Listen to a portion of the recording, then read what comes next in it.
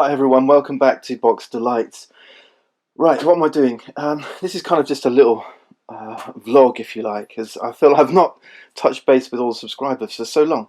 I was in the middle of a playthrough series of Street Masters. I do want to continue that for you, but man, I've been so busy. I've just not had a chance to edit, post, get this thing up and running. So what have I been doing? Well, for the main part, I've been working on Renegade. I'm going to come back to that in a minute. I've also, let me just tilt upwards, I've also been working on Pax Pamir, the solo variant for the 2nd edition for Cole Worley, so I've been working on that. I've been playing some games as well. Onitama is a game that I've discovered that I'm enjoying with my son. I've discovered also that he's beating me. What else? I've got a few things to show you. Mini Diver City. This one's really cool, nice little solo variant I'm going to show you. It plays 1 to 7. This is from Sphere Games. I've been playing Detective, a modern crime board game.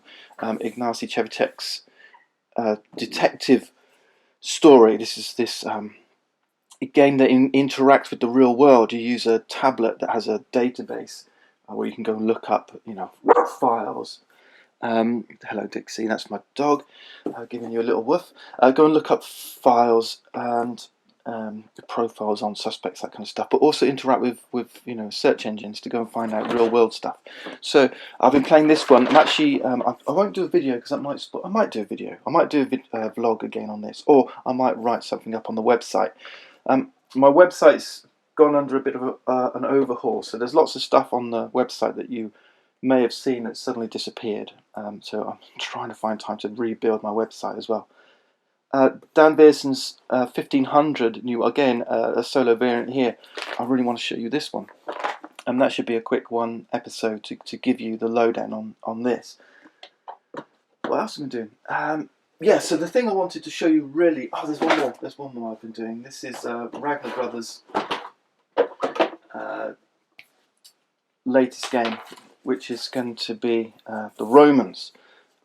So look out for this one. I'm waiting for a new rule set to come through from them before I get to show you this little Kickstarter preview, which I'm tending not to do. I really don't have much time for Kickstarter previews these days, but because it's Ragnar Brothers and because it's a great game and kind of the final part of the trilogy, I really wanted to show you that. So what else did I want to do today? I wanted to talk about Renegade Booster Pack 3. So this is all print and play. But what's coming in Booster Pack 3? This one is, working title is Blackout. It may be the final title. And Booster Pack 3 is in playtesting right now. And I'm making a call for your help, really. So a plea for your help here. I need you to go playtest this for me and give me some feedback. So it is print and playtest. So print some stuff out. If you can, print out the countermeasure cards double-sided, okay? If you're not sure which cards are which, what I'm going to do is I'll put a link to the playtest kit down below, and I'll also put a link to the card list so you can leave comments on specific cards and actually check the text to make sure you've got the latest updates of everything. So we've got, the theme is kind of this dark net theme. I really hope you like it. We've got 2 new SMCs. The first one's called Glom. And what Glom is all about is it's about encouraging to use neural nets. So Glom says all contaminants placed during setup are uplinks instead. So each player, each profile brings their own contaminant. So for example, if you're playing Tokyo Black, he brings a blue contaminant. If you're playing Dex or Monty, a green one, so on and so on. Yeah, Hetty and the twins bring yellow, Angel and Ocean bring red, Rupert brings purple. They bring green instead. Okay, and also you remember at the start of the game, as you set up the network, you let's set up the network quickly. If you're playing fewer than 5 players, you always bring some data nodes to those empty access points. Those will also be uplinks. Right, so everything's green at the start of the game. Not only that, when Glom's adding sparks is going to play them to the lowest partition with the fewest uplinks. So instead of using the partition die, so you're still going to use, where's my dice? You're still going to use the server die. Okay. Find the thing. Yeah. So you're still going to use the server die. Okay. So here we got green. So he's going to place sparks on the lowest. All right. But if you've got an uplink here, he's going to place it to number 2 instead. Okay. If you've got uplinks everywhere. Right, so every time you place an uplink, it's pushing Glom's sparks away. It really doesn't like them. Okay, but it's fewest uplinks. So here it would be back to number 1 again. Right? So here it would still be number 1. Place another one. Right now it's number 3. Okay. Right. So the lowest partition with the fewest uplinks, but you still roll the die. Remember this white side, which has this white pawn. I'm wondering if we do a second edition, whether to not call it the white side, but the pawn side or something, or the avatar side. If you roll the avatar side, that's the partition you're standing on. Okay, so if we're over here, the server you're standing on, then these would go to yellow. All right. Okay, so that's Glom. But not only that, he really doesn't like uplinks. So uplinks are not deleted during the SMC's revenge step. So even if you do end up with partitions with sparks and uplinks, normally in a sparks battle, your viruses do battle against sparks. Okay, let's see, this one gets defeated, and then this spark would delete all the uplinks normally. Well, Glom doesn't. Okay, Glom doesn't. These are going to stay. So what that means is it really means that these are solid contaminants. Right, the only things that will delete them are guardians, and obviously flares will still cover them. Alright, but sparks won't delete them in that revenge SMC. The sparks, the SMC's revenge step. Okay, and the other thing that happens is that sparks move. Alright, so during the every end of turn step on the current player's server only. So let's say we're standing here. Alright, sparks are going to move. So it says purple up, yellow up, red up, green up, blue up. But you only follow one of these. It's the one that the current player. So if red's the current player, it's going to be, and she's standing on, or he's standing on the green server, it's going to be green up. All right. So all these are going to move like so. All right. They wouldn't, because that would be a guardian. But all those would move. Okay. Like so. All right. So although sparks are hitting the lowest partitions, they will move up. Alright, so they'll keep coming in here and then moving up at the end of every turn. Okay, come in here, move up, come in here, move up. So what's going to happen is they're going to keep coming in. But you've got lots of control because you know lowest partition with fewest uplinks, so you can control Glom with your uplinks. Right, so that's Glom. 1-1-1 in cycles, and then in terms of adding sparks, it's 1-2-3. The next one's Sentinel.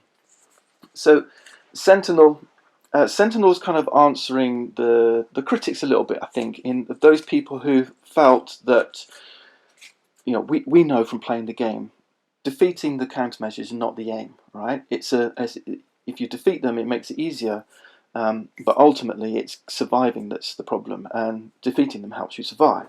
Well, Sentinel flips that and says, if you fail a countermeasure goal, you immediately lose the game. Okay, so Sentinel's saying no, you've got to succeed at every single countermeasure, and not just that. It's 2-1-2, so it's 2 copper, 1 silver, 2 gold. Now 2 copper is kind of compensation in a way, because 2 coppers means 2 easies, and 2 easies with 2 rewards. So if you succeed at them both, which you have to, you're going to actually have a stronger network to start silver with and face those 2 golds. So that's the aim. She is a 5-star, and again, instead of using, so we're going to mix up the way the the sparks are placed. So she doesn't use the server die. Instead, Sentinel adds sparks to the current player's serving. Okay, so they're always going to go where the current player is standing. We saw Logi do this as well. But you're still going to roll the die, so it's still random, okay, on the server you're standing. The other thing is, we want to try and take out the dice rolls for battles. So during that SMC's revenge step, instead of, let's say we've got 2 viruses and 2 sparks here. Okay, instead of rolling the dice and doing a battle here like you would normally, you know, you do red and black. Sorry, that's the partition die. Like this. Instead, what you do is you remove 1 virus and 1 spark. Okay, so what you do is, so it becomes a little bit more deterministic during the battle, the virus battle. You remove these 2 and then you remove these 2. So if there were 2 sparks and 1 virus, you would do this instead. You would sorry, 1 virus. You would do this, leaving a spark behind, and then obviously that would delete this uplink. Right? If there were 2 viruses and 1 spark, you would do this. Okay, so you just remove 1 of each from each partition until there's no partitions where viruses and sparks share a partition. Right, nice and easy. So there's no dice rolling. So it's a little bit more deterministic there, Sentinel. All right. So that's it. That's Sentinel. So Sentinel's a little bit more, you know, rigid, less randomness, if you like, and you've really got to succeed in those countermeasures. So you're really hoping with Sentinel that one countermeasure leads to the other, that leads to the other. So yeah, there's going to be a little bit of swinginess still in difficulty, but that's the excitement of the game. That's how it's meant to be. It's meant to be dramatic. You don't want to play the same game every time because it becomes boring. So drama is great. All right, so what else have we got? So let's have a quick look at these countermeasures. I'm going to run you through these quickly, but remember, I really want you to come play test these, and this is the most important thing for you to play test. The SMCs, yeah, do play them. So pick them, play them. And also, with the countermeasures, when you're setting up your countermeasures, don't mix these in when you're play testing only. Obviously, when this comes out and you get your booster pack, mix them in and shuffle and draw randomly. But when you're play testing, pick one of these for copper, one of these for silver, one of these for gold. All right, unless you're playing Sentinel, and then it's 2, 1, 2. Okay. So what have we got? This darknet, this darkness, this blackout theme. So garbage detail says each Renegade must be standing on a closed partition, so nice and easy. So don't have everything open, and it must have no sparks on it, okay, or any even numbered partitions around. So obviously, because it's closed, there's going to be 6 partitions surrounding. If any of those are even, they must also be clear of sparks. Right, now these may end up being next to each other, or they may not. And indeed, it may be that you'll get extra ones. So depending on how your network's configured, on which partition you choose to stand on, you may end up with, you know, extra even numbers. So here we've got 2 evens and 2 evens, yeah, and 4 evens, 2 odds. Right, but they must all be clear of sparks as well. Right, so that's garbage detail. Okay. Incidentally, if you do set the network up with all open, you won't immediately fail this because it says if there's no closed partitions on the network, the last server you played. So let's say you managed to set things up a little bit like this. Okay, there's no closed partitions here. What it says, reset up the last server placed. Okay, until you can create that closed partition. So there we go. We've created a closed partition here. Alright, so I want you to play test this. I mean, you may, try different network configurations. Is there ways that you can't actually create a closed partition? Stuff like that are real useful. I'm not going to reveal the... Well, I can show you the arrows. There's also a theme of multicolour, dual colour in this. So you'll see some dual colour arrows. And everything kind of moves down as well, apart from DNI Web, which is some up and down on Faith. Alright. Right, that's garbage detail. 404 not found. Partition number 4 on each Renegade's home server must be clear of sparks and guardians. Alright, so partition number 4 on your home server. But here's the little sneaky thing. Sparks and guardians. During the command phase, any time a spark will be placed on partition number 6. Okay, so different SMCs are actually going to target that one. Place it on 4 instead. Okay, so the idea is that things are kind of gravitating towards that number 4 partition. Okay, so that's 404 not found. Reductor reboot. Incidentally, you may think, hang on, that's a lot easier than this one. Once it's interacting with the SMC's AI, then imagine Viking with this. All right, 6 is going to 4 instead. All right, so it's not like it will be placed here and da-da. Everything's going here if it can. All right, a lot of stuff pushes things upwards. A lot of things pushes towards number 6. Mother does, for example, she places things on Renegade's access point, so they're going to be going to number 4 instead. Okay, so yeah, at face value it may seem simpler, but actually, if in played, a little bit more tricky. But again, these are both straightforward. They're copper after all. Right, reductor reboot. This one, have a think about this one. It says if you sum the partitions of each if you sum the numbers 1, 2, 3, 4, 5, 6 of each partition that contains a contaminant of that partition's color, you must get exactly, for one player 18, two player 25, 32, 39, 46, up to 5 players. Okay, so what this means is, so let's play solo, we need 18. So at the moment, if I look at this green server, let's move it down here, contaminants on servers of their same color. Alright, so this is one, this is one, this is one. These are not. Okay, actually let's put another one on here. Right, so we've got 2 here. Right, you sum the numbers of the partitions that have contaminants of their color. So that's 5 plus 6 plus 3, okay, 14. Right, we're looking for 18.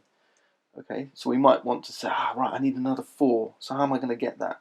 So you might say, well, I'm going to put a data node here on this number 4 partition, or I'll try and flip this green one. Yeah, or you could say, well, actually, all I need to do is flip this one, and that's done. All right, but you may bust, you may go over. All right, so you don't want to put, if you've got this situation now, you've got 20. I'm failed. Okay, so this is all about moving contaminants around. It should be interesting. I thought it was an interesting little puzzle. Okay, data overload. Right, have a pathway connecting partitions 1 to X on salvation, the red, with partitions 1 to X on virtue, okay, the yellow. All right.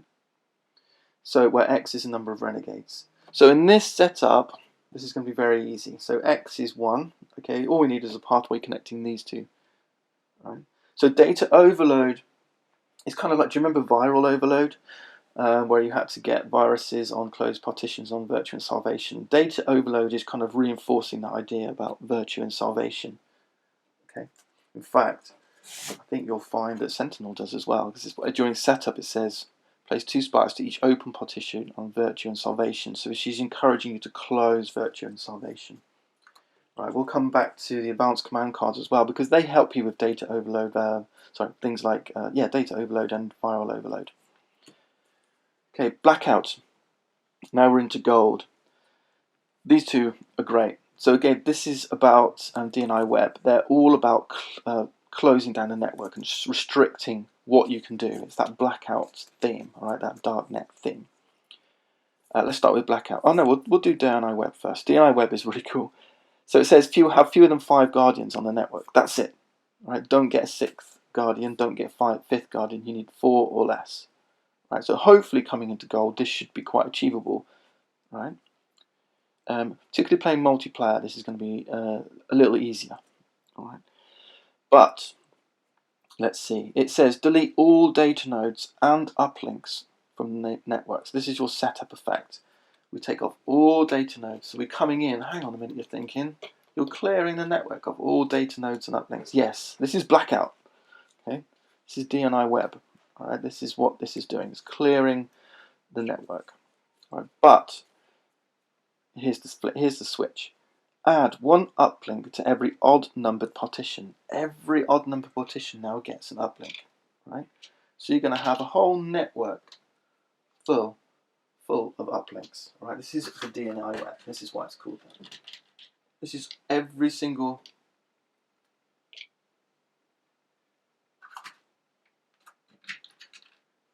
green-blue contaminant is now on the board. Okay.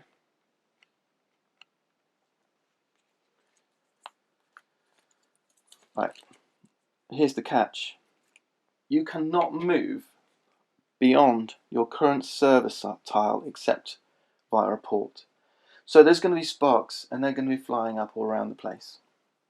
Now, as it goes, for things like Sentinel and Glom, they're going to be hitting your server anyway. Alright? Sorry, not Glom, Loki. They're going to be hitting your server anyway. Right? In fact, Alpha Moby will be as well. But sparks that are appearing elsewhere on the board, and this is kind of why we need to play test really, try these different SMCs, see how they work out. But Sentinel's okay, she has 2 golds anyway, alright, so this is cool. Sparks that are hitting the board over here, you can't get to them except via the neural net, alright? Unless, of course, you have a port. And if you have a port, then you can shift over to different servers. So if your server's getting hit, you can't move off it. You're going to have to try and either bring things in and manage your server, or you're going to have to hit a port and move on to a different server. Alright, then start hitting this one instead. Your only task is to have fewer than 5 guardians on the board. Alright, so that's DNI Web. Really cool, I hope you like that one. Alright, Blackout then. So this is kind of the key card of the deck, if you like, of the expansion. It says your goal is to have 1 or more data nodes or ports on every odd numbered partition on each Renegade's home server. Okay, so your aim is to have data nodes or ports here like this. Well, that's easy, you'll say. Cool. Right, first off, during setup, delete all data nodes from odd number partitions on each Renegade's home server. So you can't start with it automatically succeeded. Alright, that's point number 1. And also the other catch is during the command phase, avatars cannot voluntarily enter an odd numbered partition. So you're going to have to create and shift, create and shift, create and shift. And if something's hitting your server and hitting your partition, remember you can't upload where there's sparks. So you're going to have to try and be a little bit creative around how to do this. Right. So that's Blackout. It should be a little easier, but you have to hop. I mean, it depends on the network setup. You can't move to odd, even number partitions. So, for example, here, I mean, I can go here, I can go here, I can go here, I can go here, but I can't get onto the green server because there's an odd number partition in the way. So I might have to use a port to get. Can I get to this port? I can't get to this port because I have to go. Yeah. There's no. These are all odd partitions, so I'm kind of trapped in this corner of the network. Do you see? So that's what Blackout's doing. It's saying no, you're not coming on my odd number partitions. So what new advanced command cards have we got to help you with this? We've got 2 of each of these cards. We've got a bunch of new cards. Here we go. Right, so forgive the printout. So first off, we've got a red-yellow card. So it gives red and yellow. This is the first card that we've seen that gives 2 different coloured commands, and it costs red and yellow. Right, and it says or execute. So it's got some versatility. We can use it for red or yellow, but it says or execute to add 2 sparks to your current partition.